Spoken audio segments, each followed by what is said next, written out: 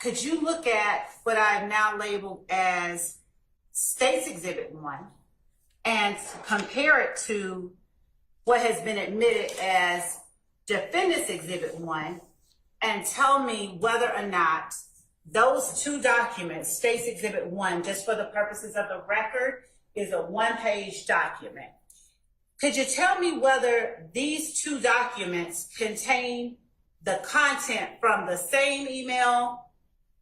So the content appears to be the same, other than the fact that on the one that you just marked, there what appears to be the seal from the Fulton County, the Atlanta Judicial Circuit.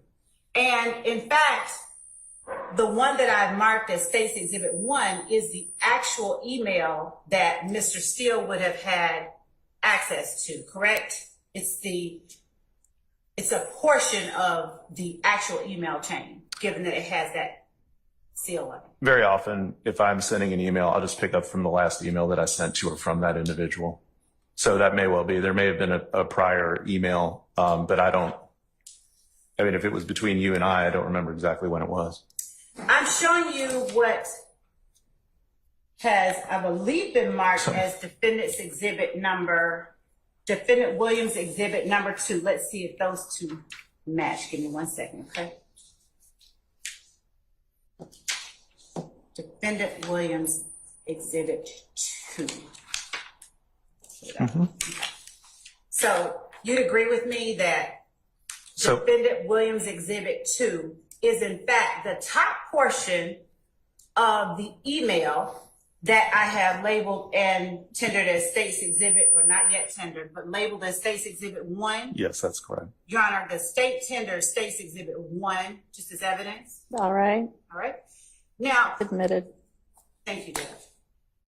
So looking at Defendant Williams Exhibit 2 and State's Exhibit 1, are you able now to say with any more clarity that Defendant Williams Exhibit 1 is a document, a piece of paper where a portion of the email chain that is contained within Defendant Williams 2 and State's Exhibit 1 has been extracted and pasted onto a piece of paper? So I can't speak for how Mr. Steele printed this up. I wasn't there in his office when he did that, or whenever somebody in his office did that. You are correct that what has been marked here as Mr. Williams Exhibit number 2 is part of a chain of communications between myself, yourself, Ms. Hilton, Mr. Steele, and Mr. Schardt. Looks like there's a CC to Antonio Long as well. Yeah, so but these emails were sent after the State's Exhibit 1, which is also Mr. Williams Exhibit number 1. These emails dated, so you can see here, Ms. Love, this is dated June 6, 2024, 5:47 p.m. Yeah, this is dated June 6, 2024, 4:31 p.m. Right. So this is just part of the same line of communications that we were having, where I said, Mr. Copeland doesn't want to plead, doesn't want to testify, wants to take the fifth. Ms. Hilton responds, and then I respond to her response. And in her response, this is where you get your insignia for the Atlanta Judicial Circuit. Okay, so let me be clearer. The exhibit that is labeled Defendant Williams Exhibit 1, did you ever forward that separately to Mr. Steele or Mr. Schardt? I think I just forwarded. I mean, I wouldn't have had to because they got the emails. Right. Okay. So they got this email initially. All right, y'all, when y'all are saying this email, we have no idea what you mean. Can you refer to the exhibit numbers? They got Mr. Williams email number 1, exhibit number 1, which is the first email from June 6th at roughly 4:30 p.m. Then there was a response from Ms. Hilton, June 6th, 4:57 p.m. And that's marked Williams 2. Williams 2, thank you. And then I respond to that June 6th, 5:47 p.m. Okay, so that's also on Williams 2, right? Yes. Yeah, okay. So as it pertains to my original question, Defendant Williams Exhibit 1 was never a communication that you sent separate from the emails that are contained in Defendant Williams 2 and State's Exhibit 1. Is that wrong or right? That is wrong. Okay, so you sent, without forwarding the rest of what is labeled as Defendant Williams 2 and State's Exhibit 1, you sent an email that contained only the document that is labeled Defendant's Exhibit 1 to Mr. Schardt, Mr. Steele, Ms. Hilton, and myself. I sent it on June the 6th at 4:30. Right. And do you also see June 6th at 4:30, 1 p.m., and when you say 4:30, you do mean 4:31 p.m.? Yes. Do you also see June 6th, 2024 at 4:31 p.m. on the email State's Exhibit 1? Yes. And in fact, the email State's Exhibit 1 is at the bottom, meaning it came before Yes. the emails that were Defendant Williams Exhibit 2. That is correct. Okay. And so, given that State's Exhibit 1 looks as it does, are you saying that the email that is Defendant Williams 1 is the entirety and not a part of any other email chain that you sent? This email was the first email sent. Okay, so when I say this email, I'm referring to Mr. Williams' Exhibit number 1. Okay. Was the first email sent on June the 6th of 2024. Okay. That is the first email. Mr. Williams' Exhibit number 2 is the continuation of that chain of emails in which Ms. Hilton responded to me, and then I responded to everybody else, including yourself. Thank you for clearing that up. Your Honor, I'm going to give back to the court's copies of the emails. Okay. Thank you. And I apologize, they're not in there. That's fine. Okay.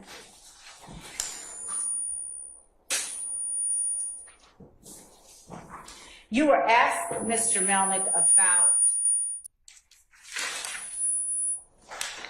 you were asked by Mr. Schardt, how did you become aware that the state was talking to Mr. Copeland? Okay. Let's try to figure out where that squelch is coming from. Might be from me. I may have been too close. Okay. To Where's myself. State's one, Miss Love? And Your Honor, if If the you've court got- didn't, I'll send her. Yeah, you did. It's submitted. Thank you. Did we clear up the squelch? Is it gone? Okay. It seems to be. Is it the court's mic?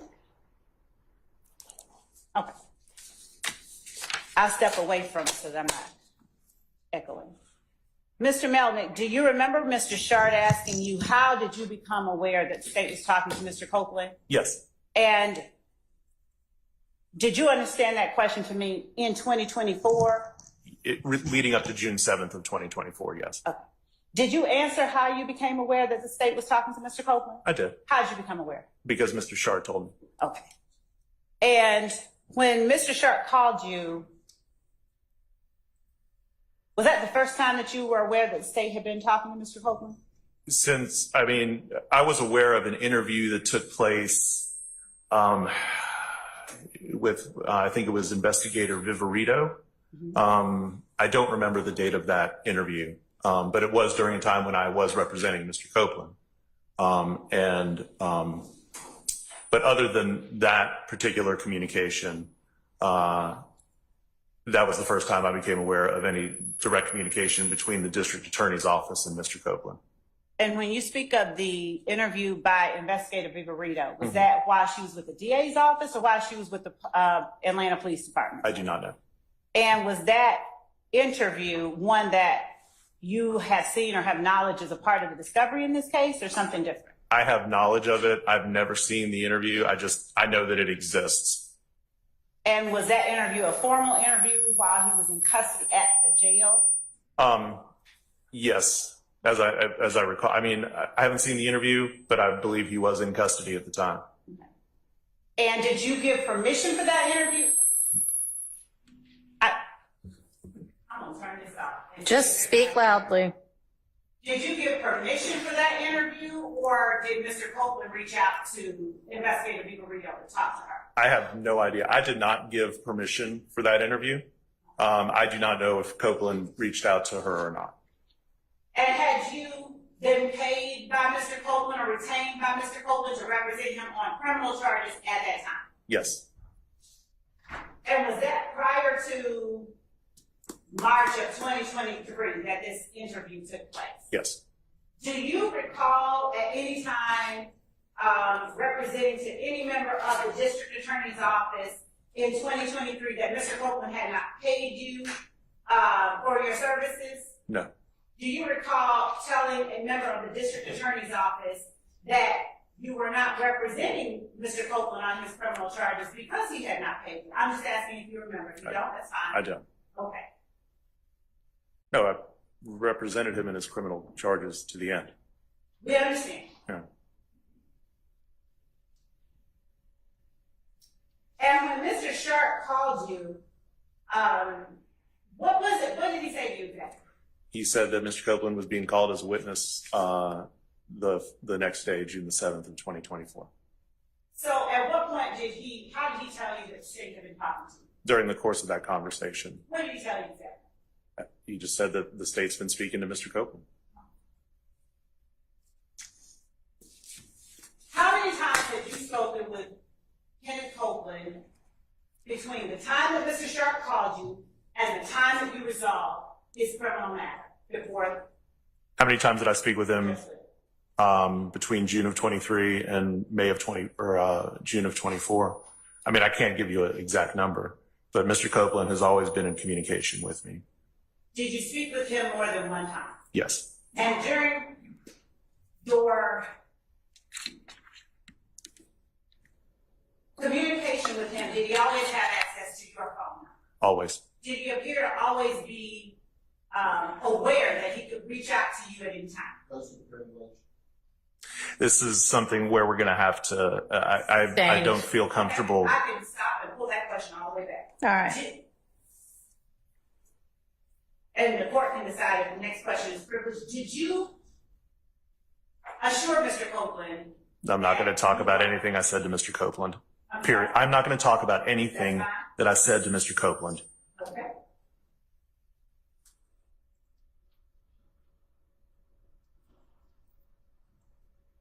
Based on how you have already testified, is it safe to say Mr. Copeland didn't reach out to you and say to you? I'm not going to talk about any communication I had with Mr. Copeland.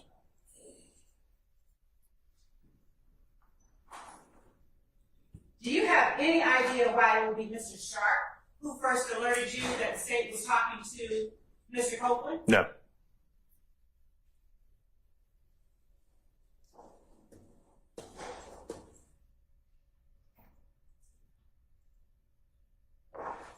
And are you aware of any communications Mr. Copeland made to the state as it pertains to your representation of him after his criminal case was resolved? I'm not.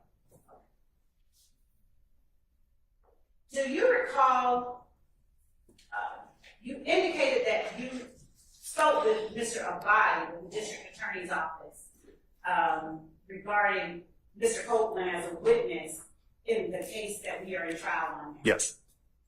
Do you recall telling Mr. Abadi that you were not representing Mr. Copeland beyond the criminal case? No. Was the time or times that you spoke with Mr. Abadi in the context of resolving or getting a bond for Mr. Copeland's criminal charge? It was primarily with regard to the bond and the underlying criminal charges. I don't believe Mr. Abadi has much, if any, involvement in this case.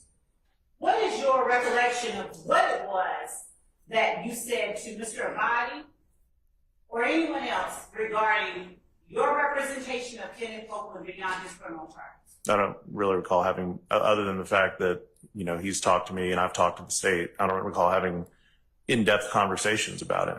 Y'all were still in the middle of jury selection. It wasn't much of an issue.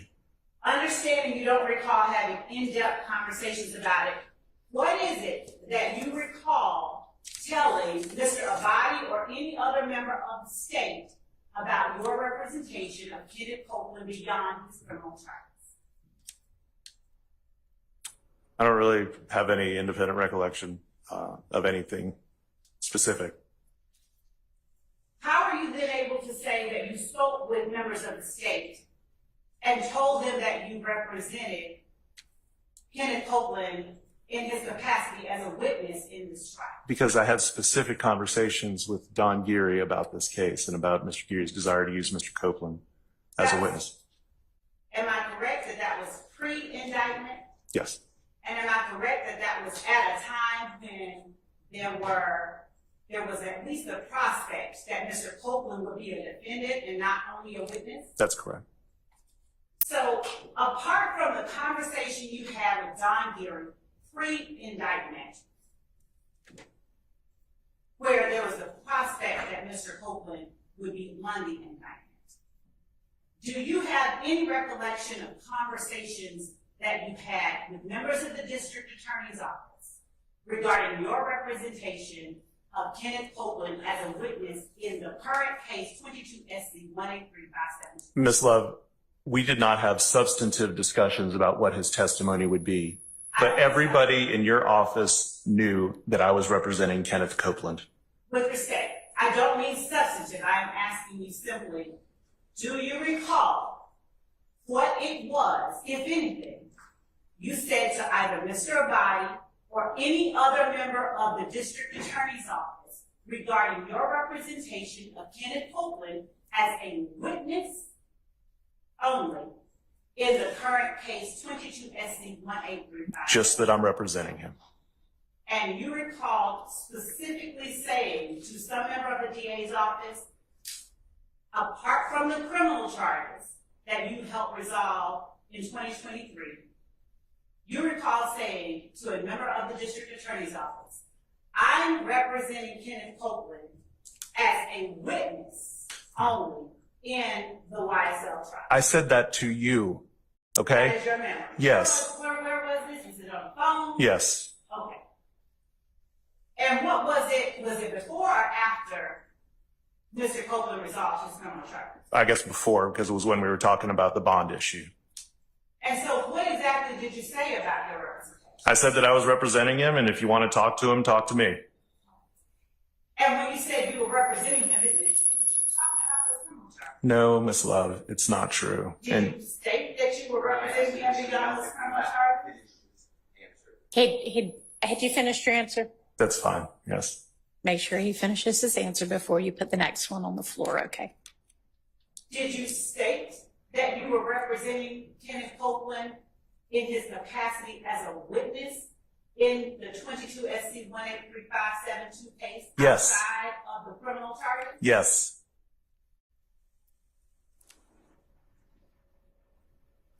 And did I hear you say that it was your testimony that you never once indicated that Kenneth Copeland had not paid you and you weren't even representing him in the criminal case? No. So is it also your testimony that no one from the DA's office reached out to you to try and get you to go speak with Mr. Copeland About what? about his criminal charges?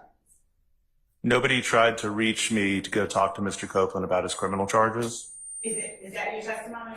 I don't know why that would be necessary. That wasn't the question. Answer the question. No, I don't recall anybody speaking to me about going to talk to Mr. Copeland about his criminal charges.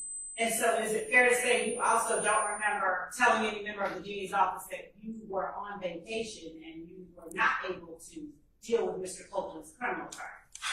So I resolved Mr. Copeland's criminal charges. As far as I know, I resolved them to Mr. Copeland's satisfaction.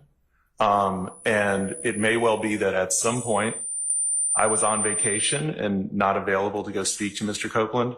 I don't recall specific dates and times, but there is no issue with communication between myself and Mr. Copeland. Okay? So as it relates to the question that I asked, do you recall there being a time when you conveyed to the district attorney's office that you were on vacation and could not go to talk with Mr. Copeland? Ms. Love, if you have such a communication, then I'm sure it exists. The fact that I may have been on vacation a day or a week doesn't mean that I wasn't communicating with my client. Okay? And if you would mind answering whether or not you recall it. I don't recall. All right, y'all, we've been at this for over an hour and it's really not particularly relevant anyway, so let's wrap things up. Yes, ma'am.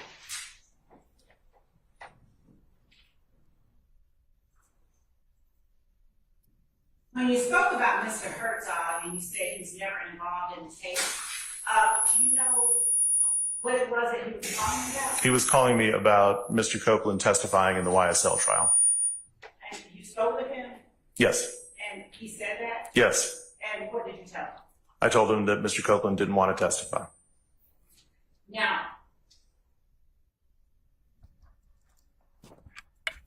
that was in March. That was in June of 2023. And did Mr. Herzog ever say he was working on that trial? That was my understanding of the purpose of his call to me. Did he say he was working on it? Yes. You indicated, and Your Honor, I have about 5 more questions. All right. You indicated that upon questioning by Mr. Steele, that your concern regarding the district attorney's office communication with Mr. Copeland was Mr. Copeland's criminal exposure and that the DA's office was seeking use immunity.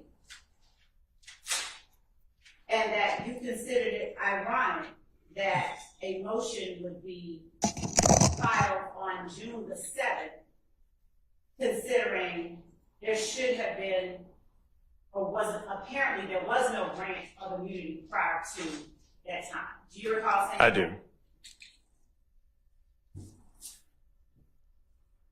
You never once asked the district attorney's office what protections the immunity afforded to Mr. Copeland.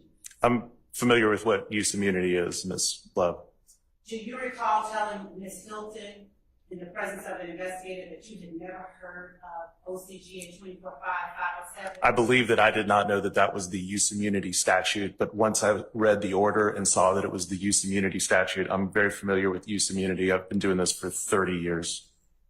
And so you are aware then that there wasn't a need to seek use immunity, but that the motion was to compel Mr. Copeland to testify after the state had offered him immunity. I feel that the motion and the order that was granted to Mr. Copeland did not protect him very much at all.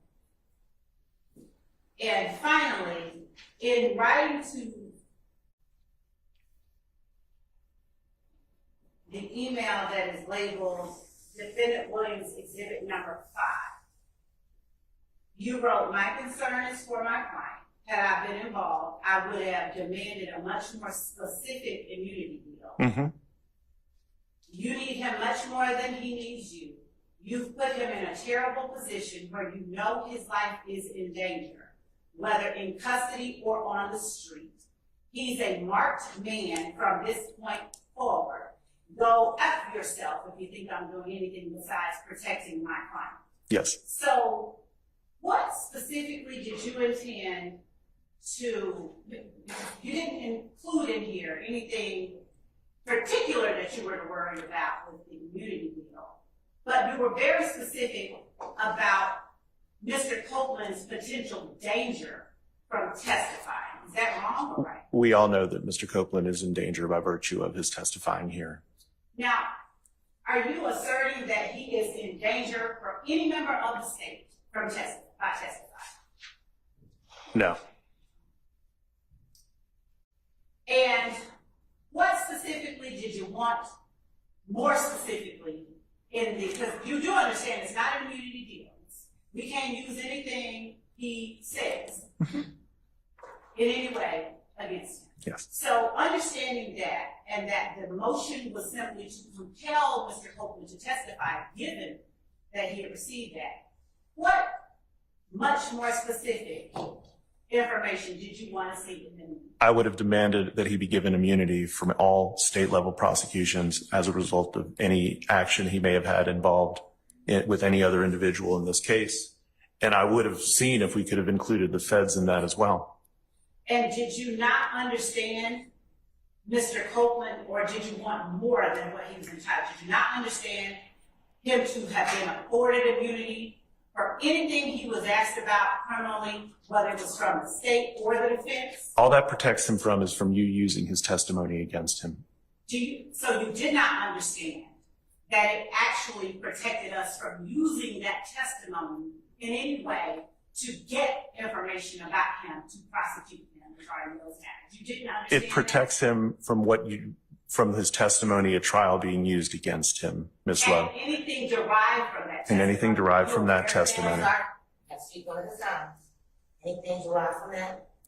Testimony. Are you aware of that? Yes, ma'am. So, given that Mr. Copeland could not be prosecuted for anything he testified about criminally, and the state could not use his testimony to go seek additional information or reasons to prosecute him, what is it that you would have been seeking to get? So we are getting dangerously close to privileged communications here. So, but I told you what I would have demanded. I would have demanded absolute immunity from any state level prosecution for any criminal action involved in this matter. Even those that he didn't speak about at all in the state? Yes.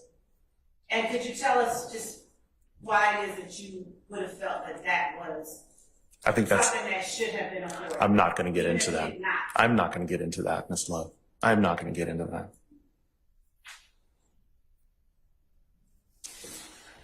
Yeah, I think that's all that I have to think. All right, is there any further questioning? Okay, Mr. Melnick, this time you can actually go. Thank you for your time. All right.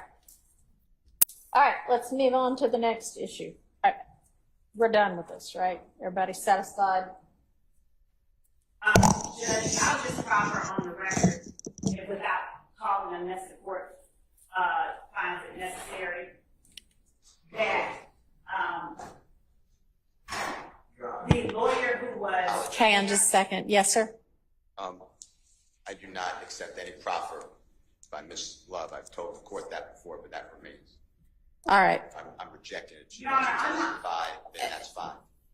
Don't talk while somebody else is talking. Let him finish. Let me rule.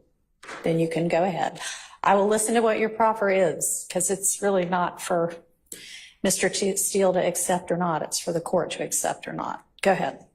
That Mr. Abadi, who was earlier president of court, was on the call that I think Mr. Melnick referenced that he had regarding, he said he had spoken to Mr. Abadi about Mr. Copeland and his representation of Mr. Copeland as a witness in this case. Mr. Abadi would testify that Mr. Melnick specifically and explicitly said that he didn't want to have anything to do with his YSL case, that he was not representing him in his capacity as a witness in this case, and that when he was dealt with criminal charges, that was it. I believe that he made some reference to a used car salesman or something like that. I don't remember exactly, but if necessary, I will bring Mr. Abadi back at some point to testify. All right. Well, if I am presented with a motion that makes that testimony relevant, then we'll hear from him at that time. My point in all of this was just so that Mr. Melnick could feel like he'd cleared his name. All right. Okay. So, anybody need a restroom break before we move to our next topic? All right. Let's take 12 minutes and be back at 10:30.